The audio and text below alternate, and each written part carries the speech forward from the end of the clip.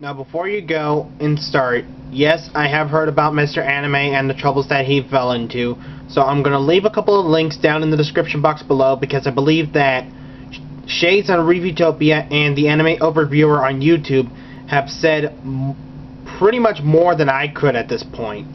So now let's just try to move on, and I'm going to now do a review that I'm undoubtedly going to shoot myself in the foot for. What up, tubers? Zeltrax Millennium here, back with a brand new video review. Please be sure to rate, comment, and subscribe, and I hope y'all enjoy the video.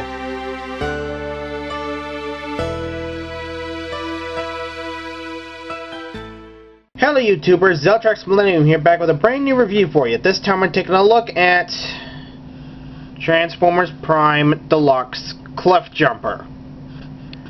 Now you're probably wondering, during my Wheeljack review, you might have found me saying in the comments of that video saying, I really do not like the Deluxe of Cliffjumper because it was not accurate enough. Well, thanks to TJ Omega's video and a little bit of prodding, I broke down and I got Deluxe Cliffjumper. Not only that, but I got not one, but two of them. The reason why I got two is because of Dark Claw 642. I'm sorry if I messed up your name again, but probably the same guy who drew me this little piece of artwork. He suggested to me, why not buy another Cliffjumper so you can make it into Zombie Cliffjumper? And he really had a good point. So I'm probably going to customize this second Cliffjumper into Zombie Cliffjumper. I might even buy the Ripper Label Dark Energon stickers later on. Who knows? But instead, on to the review. So here we have Cliffjumper in his Dodge Challenger vehicle mode. And it's actually a pretty cool vehicle mode, to be perfectly honest. Nice painted grille, though it's got the baby blue headlights, which kind of remind me of Allspark Blue, which kind of sucks. The horns on his front bumper are the soft malleable plastic. You could probably pop this off if you wanted to. And the car mode is actually a nice shade of red, I have to admit. I don't know, I guess the reason why I didn't like this version of Cliffjumper is because on the box, he's advertised with his hand blasters. Whereas in the new toy, he comes with a blaster that can also double as a club or a hammer. Cliffjumper, you're not the God of Thunder. You're Dwayne "The Rock" Johnson. Yes, for those who don't know, Cliffjumper was voiced by The Rock. And I was amazed that Cliffjumper was voiced by The Rock. I really wish that The Rock would return to voice Cliffjumper in future shows because he was just awesome in the one episode he was in. So yeah. One of the things I didn't like about this Cliffjumper is because he has clear headlights. I'm just having brain farts all over the place today. Clear windshields all over the place, and that kind of makes me irritated, but it's nothing too bad. I guess you could probably paint that up if you want to. And again, with the blaster, you can pop it in here, which that absolutely looks goofy. I have seen some people on TFW 2005, which I'm finally a member of, that you can actually buy a Shapeways part that fills up this hole here, along with right here to make it look like a gas cap. That actually looks pretty cool. The other paint apps I can think of, the back here is actually pretty dang good, I have to admit. The wheels also look pretty dang good. And the wheels spin pretty well too. In fact, this thing rolls beautifully. So yeah, not a whole lot to say about Cliffjumper in vehicle mode, so let's head on into robot mode.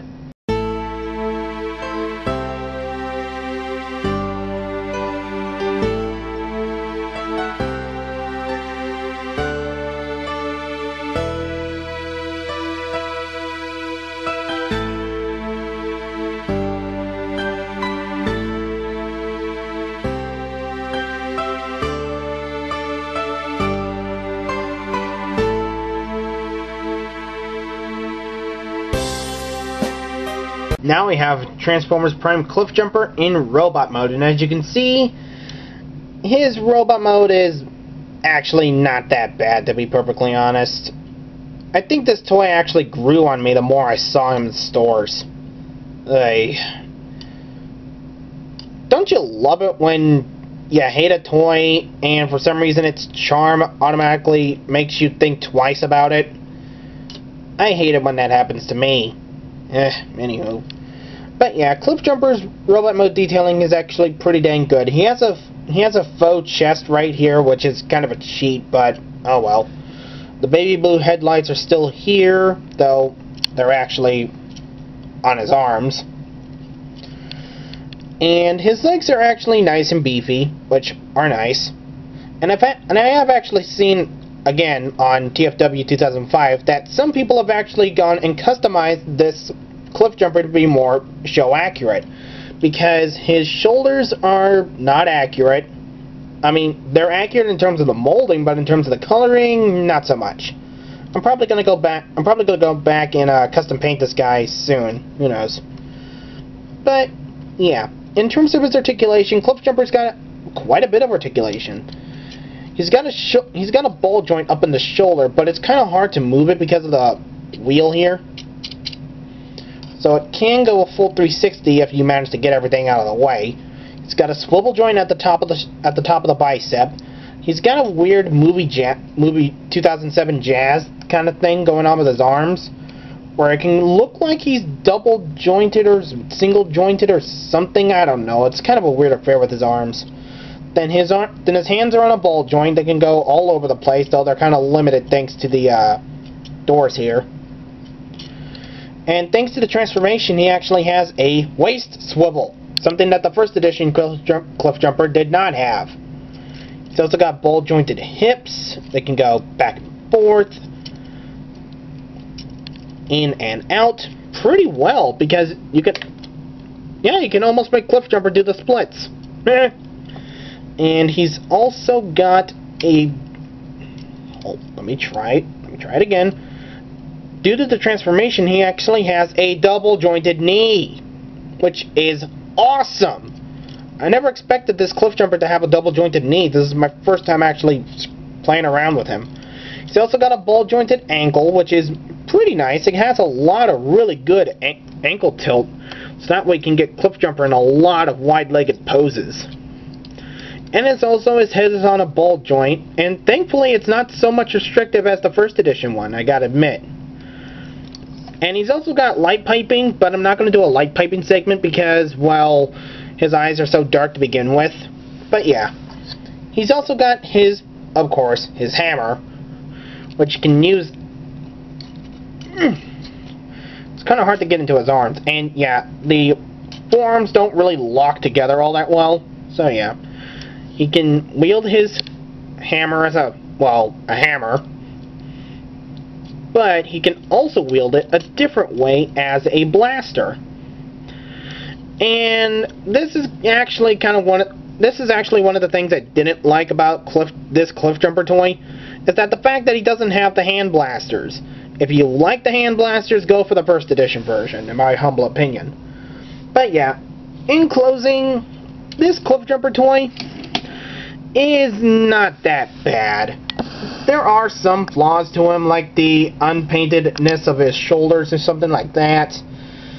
But it's not that bad. If you're a good custom painter, you can probably fix this guy up, no problem. That's probably what I'm going to do. And if you have a second Cliffjumper Deluxe, that's pretty much good for when you're doing a Zombie Cliffjumper custom. So, yeah, that's pretty much it. In closing, this has been Zeltrax Millennium saying goodnight and good luck. Later.